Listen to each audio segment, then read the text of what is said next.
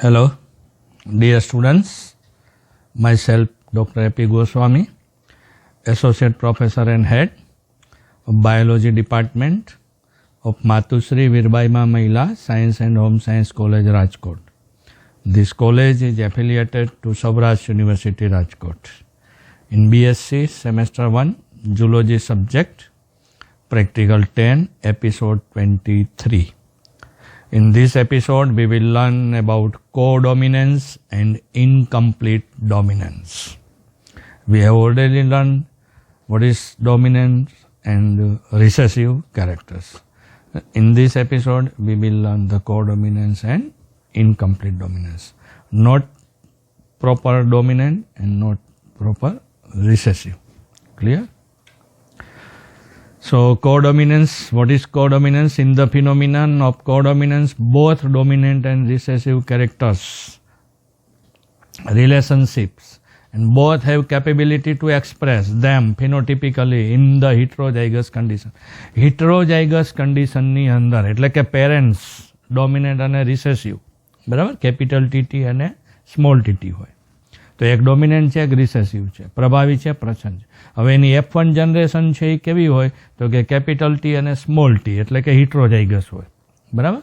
તો આ હિટ્રોઝાઇગસમાં મોટા ભાગે કેપિટલ ટી હોય એ લક્ષણ પ્રદર્શિત કરતું હતું, એટલે કે ડોમિનન્ટ હોય એ લક્ષણ જોવા મળતું હતું રિસેસિવની ઉપર. પણ અહીંયા એવું છે કે બોથ હેવ કેપેબિલિટી, એટલે કે કેપિટલ ટી પણ પ્રદર્શિત થાય ને સ્મોલ ટી પણ પ્રદર્શિત થાય, બરાબર? તો એને both have capability to express them phenotypically in the heterozygous condition. Heterozygous condition માં બે જનીન્સ છે એ પોતાના લક્ષણો પ્રદર્શિત કરે. તો in heterozygote of codominant nature, the dominant and recessive traits occur side by side. So the F1 heterozygous produce F2 progeny in the phenotype and genotype ratio of 1:2:1. તો આની અંદર સામાન્ય રીતે F1 અને F2 જનરેશન, બરાબર? તો F2ની અંદર જે ઓમાં રેશિયો જીનોટાઈપ કેવો મળતો હતો ડોમિનન્ટ રિસેસિવમાં 1:2:1 જીનોટાઈપ, ફિનોટાઈપ મળતો હતો 3:1. એની બદલે અહીંયા કેવું મળશે? તો ફિનોટાઈપ પણ 1:2:1, જીનોટાઈપ પણ 1:2:1. Both are same.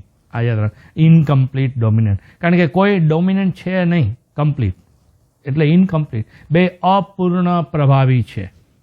Clear? So the best example, codominance found in cattle, ચરતા પ્રાણીઓ જેને કહીએ આપણે, બરાબર? ગાય ભેંસ ને એના જેવા. So in one breed of cattle, genotype of WW capital will be expressed phenotypically in white coat color. જો બે કેપિટલ W હોય તો white coat color, કોટ એટલે ચામડીનો કલર પણ, બરાબર? ચામડી ઉપર રૂવાટીની બધું હોય એટલે એને કોટ એવો શબ્દ પ્રયોગ કરે. While the genotype of small ww into a red color, પણ જો એ સ્મોલ ww હોય તો રેડ કલર જોવા મળે. ક્લિયર? હવે વેન જ્યારે white coated cattle cross with red coated cattle, the F1 heterozygous are found to have a phenotype of reddish grey અથવા રોન colour. હવે જો આ વ્હાઇટ અને રેડ બેયનું ક્રોસ હાઇબ્રિડાઇઝેશન કરવામાં આવે તો F1 જનરેશનમાં કાં વ્હાઇટ મળવું જોઈએ અથવા રેડ મળવું જોઈએ, એની બદલે અહીંયા રેડિશ ગ્રે એટલે કે રોન કલર એને એવું નામ આપવામાં આવ્યું, ROAN. તો આ રોન કલર જોવા મળે તો ધેટ ઇઝ ધ ઇનકમ્પ્લીટ અથવા તો કોડોમિનન્સ. ક્લિયર? તો અહીંયા the roan coat of F1 heterozygous has no hair of intermediate વચ્ચેનો કોઈ કલર નથી between red and white, but rather has a mixture of red hair and white. પણ બેયના mixer જોવા મળે, રેડ હેર પણ જોવા મળશે અને વ્હાઇટ હેર પણ જોવા મળશે. Clear? So the F1 heterozygous produce F2 progeny of phenotype ratio, genotype ratio F1:2:1 as has been illustrated in figure. So બેયની અંદર 1:2:1 રેશિયો જોવા મળે છે, બરાબર? જો અહીંયા WW capital white coated, small WW red coated. So F1 જનરેશનની અંદર એક વ્હાઇટ અને રેડ બેયના WW આવશે એટલે કે હિટ્રોઝાઇગસ થશે, તો એને રોન કોટેડ કહેવાય. રોન કોટેડનો અર્થ એવો થાય કે રેડ અને વ્હાઇટ બેયનું મિશ્રણ, થોડાક રેડ ને થોડાક વ્હાઇટ, બે પ્રકારના હેર જોવા મળે છે F1માં હિટ્રોઝાઇગસ કન્ડિશનમાં. હવે આ F1 હિટ્રોઝાઇગસ જે રોન કોટેડ છે બે, એનું ક્રોસ હાઇબ્રિડાઇઝેશન કરવામાં આવે એટલે કે એને સ્વફલન કહેવાય. તો F2 જનરેશનની અંદર 1:2:1 રેશિયો જીનોટાઇપ વ્હાઇટ, રોન, રેડ ફિનોટાઇપ જોવા મળશે. ક્લિયર? સો વ્હાઇટ, રોન અને રેડ. રોન તો કે જે હિટ્રોઝાઇગસ હોય એ રોન હશે, કેપિટલ WW હશે એ વ્હાઇટ હશે, સ્મોલ WW હશે એ રેડ હશે. એટલે કે 1:2:1 જીનોટાઇપ ફિનોટાઇપ જોવા મળે છે. કોડોમિનન્સનું એક્ઝામ્પલ મોનોહાઇબ્રિડ ક્રોસમાં વ્હાઇટ કોટેડ અને રેડ કોટેડના ડાયાગ્રામ છે. આ કેપિટલ અને સ્મોલ વાળા બેયના. આ રોન કલર છે F1માં, પછી એમાંથી આ મળે છે. ક્લિયર?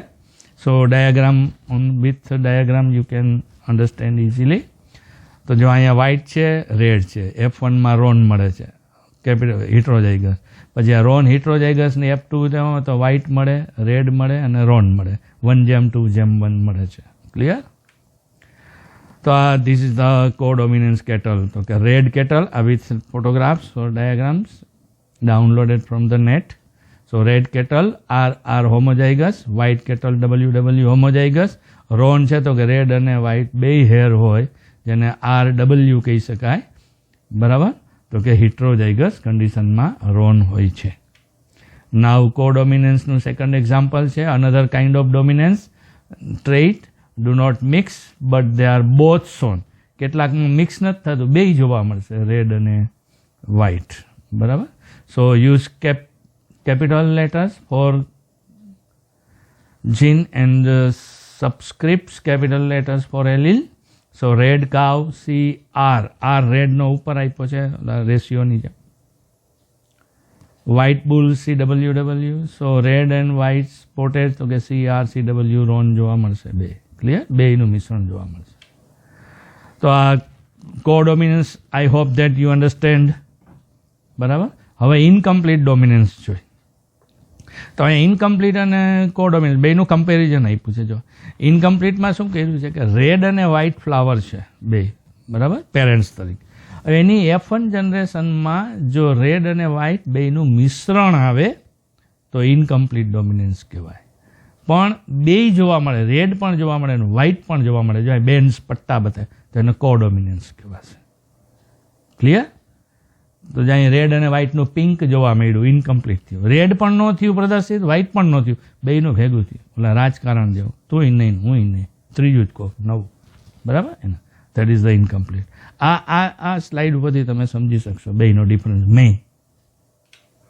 હવે જો neither allele for trait is dominant, offspring, display, blended form of the trait. So incomplete dominant માં જો બે બ્રાઉન વ્હાઇટ છે તો બેયના ઓલા જોવા મળશે. That is the incomplete dominant. So incomplete dominant, one allele for trait is not completely dominant over the other allele. એક છે સંપૂર્ણ પ્રભાવી બીજા ઉપર નથી. બરાબર? સો કમ્બાઇન્ડ બ્લેન્ડેડ ફિનોટાઇપ RW જે છે એ પછી અહીંયા RW તમારે F1માં પિંક આપવાનું છે, વાં રોન આપતા હતા કોડોમિનન્સમાં. ઇનકમ્પ્લીટમાં પિંક આવશે રેડ અને વ્હાઇટમાં. બરાબર? બે કમ્પ્લીટ ડોમિનન્સ નથી બેમાંથી, બે અધૂરા છે. So that is the RW are 100% RW. When dominant alleles does not mask completely the phenotypic expression of the recessive allele heterozygote, then blending of both dominant and recessive trait takes place in F1, F2 heterozygous. And this phenomenon is known as incomplete or partial dominance પણ કહેવાય એના માટે. Both dominant and recessive trait takes place. બરાબર? In such case, the blending occurs only in the phenotype of the F1 heterozygous and alleles maintain their individual identities and segregate from each other during gametogenesis. The F1 gametes produce F2 progeny having the phenotype and genotype ratio 1:2. Ratio બેયમાં હરખો, ફિનોટાઇપનો હરખો, જીનોટાઇપનો હરખો. આ યાદ રાખવાનું. તો incomplete dominance અને કોડોમિનન્સ બેય માટે સરખું આવશે. સો પ્લાન્ટ્સના example જોશો તો પી પ્લાન્ટની અંદર રેડ ફ્લાવર અને વ્હાઇટ ફ્લાવર લઈ શકાય. સ્નેપડ્રોગન જેમાં એન્થીરિયમ મેજસ, એન્ટીરિનમ મેજસ એન્ડ 4 o'clock પ્લાન્ટ મિરાબિલિસ જલાપા, એની અંદર પણ રેડ ફ્લાવર અને વ્હાઇટ ફ્લાવર હોય. એનિમલમાં એક્ઝામ્પલ તરીકે લેશો તો એન્ડેલ્યુસિયન ફાઉલ, ફીધર્સ બ્લેક અને સ્પ્લેશ્ડ વ્હાઇટ. રેબિટની અંદર જોશો તો શોર્ટ હેર ફર, લોંગ હેર ફર, જેને એંગોરા કહેવાય. લોંગ હેર ફર શબ્દ પ્રયોગ કરે. ફર એટલે રૂવાટી ટાઈપનું હોય, હેર હોય પણ રૂવાટી જેવા હોય. બરાબર, તમે રેબિટ સસલાને એને જોયા છે, ફર કે શબ્દ પ્રયોગ. સો these are the characters, examples. When homozygous red flower pea plant crossed with homozygous white flower pea plant, F1 heterozygous are found have pink flowers. So when the heterozygous F1 pink flower are crossed, the produce F2 progeny having identical phenotypic and genotypic ratio of 1:2:1. Clear? As is been illustrated in following figures. So pea plant ની અંદર incomplete dominance તો આ red, white અને pink શબ્દ પ્રયોગ યાદ રાખો. જો અહીંયા રેડ, વ્હાઇટ અને પિંક ફ્લાવર્સ છે. બરાબર, આર સ્મોલ આર બે જોવા મળશે. અહીંયા R red flower, small R white flower, જનરેશનમાં પિંક ફ્લાવર. આ પિંક ફ્લાવરમાંથી તમને 1:2:1 રેશિયો ફિનોટાઇપ જીનોટાઇપ મળે છે. Clear? So it is very easy. Second incomplete ડોમિનન્સનું છે monohybrid cross between flower, white and red, snapdragon. એની અંદર તેમાં પણ white, red, pink 1:2:1. Pea plant જેવું જ સ્નેપડ્રેગનના ફ્લાવર્સમાં જોવા મળશે ઇનકમ્પ્લીટ ડોમિનન્સ માટે. Incomplete dominance Snapdragon and 4 o'clock plant. તો also good example incomplete dominance. When a homozygous red flower snapdragons or 4 o'clock plant is crossed with homozygous white flowers snapdragons or 4 o'clock plant, the F1 heterozygous progeny of pink flowers. F1 માં pink મળશે, red અને white parents હોય તો. When the F1 heterozygous pink flower are crossed, they produce F2 progeny having identical phenotype and genotype ratio 1:2:1. He has been illustrated. So are બરાબર, same ઓની જેમ જ છે, ઇક્વલ સરખું જ છે.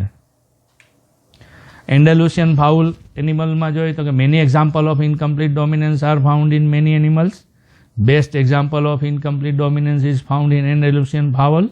In Andalusian fowl, the black color of the feathers has been found to dominate incompletely over the splashed white color of the feathers.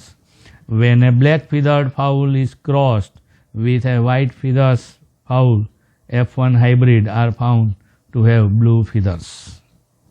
So blue feather F1 produce progeny F2 phenotypic genotypic ratio 1:2:1. So અહીંયા black ફીધર અને white ફીધર foul છે તેમાં F1 generation blue ફીધર્સ જોવા મળશે, blue કલરના પીછા જોવા મળશે white અને બ્લેકમાંથી. બરાબર. સો અહીંયા જો બ્લેક કલર અને સ્પ્લેશ્ડ વ્હાઇટ, તેમાં બ્લુ કલર જોવા મળશે, capital B B small B B. Mono hybrid તો હવે તમને મોઢે થઈ ગયું છે, આવડી ગયું છે. બરાબર. તો અહીંયા 1:2:1 ratio 1 B B capital black, 1 small B B splash white અને 2 blue capital B small B. So 1:2:1 ratio. તો અહીં feathers black, splashed white small B B, all blue feathers and blue ફીધર્સનું F1નું આગળ F2 મેળવવામાં આવે તો 1:2:1 રેશિયો જોવા મળે છે. બ્લુ ફીધર્સ બ્લેક અને સ્પ્લેશ વ્હાઇટ, ફિનોટાઇપ જીનોટાઇપ બે સરખું 1:2:1. So incomplete dominance in rabbit માં જોશો તો also cross between rabbit with short hair rex ફર કહેવાય અને લોંગ હેર ને એંગોરા કહેવાય. લાંબા હેર હોય વાળ એંગોરા કહે, શોર્ટ હોય તો રેક્સ કે ફર. F1 hybrid have relatively short hair fur but not as short as that of rex. Rex જેટલા ટૂંકા ને પણ relatively rex હોય. So in this case the character for rex is incomplete dominant on angora, incomplete dominant. So I hope that you understand incomplete and codominance both. So thank you and all the best.